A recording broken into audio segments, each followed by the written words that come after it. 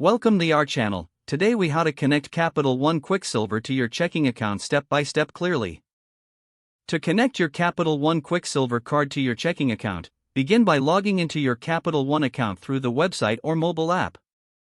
Once logged in, navigate to the Accounts section from the main menu.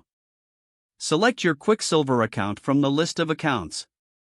Look for the option labeled Add a bank account or Link an external account. Click on this option to start the linking process. You will be prompted to enter your checking account details. Provide the account number, routing number, and any other required information. Double-check the information for accuracy to avoid any issues. After entering your details, review the terms and conditions. Once you've accepted the terms, proceed to submit your request.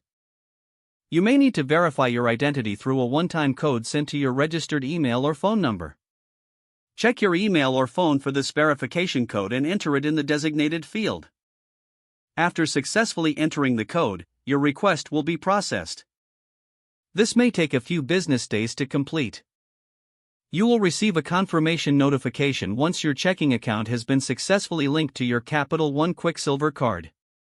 After linking, you can easily transfer funds between accounts as needed. If you encounter any issues during this process, contact Capital One's customer support for assistance. If the page does not load, refresh the browser or try again in a private or incognito window. Make sure you are using the correct email address, then retype it carefully to avoid small typos.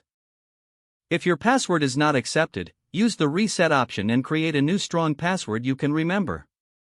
Check your spam folder for verification or security emails, then complete any requested confirmation steps. Enable two-factor authentication if available to improve account security and reduce unauthorized access risk. After signing in, review your profile details so your contact information and settings are accurate and current. If you see an error message, note it down and try again after restarting your device and internet connection. Log out when you finish, especially on shared devices, to keep your account and payment information secure.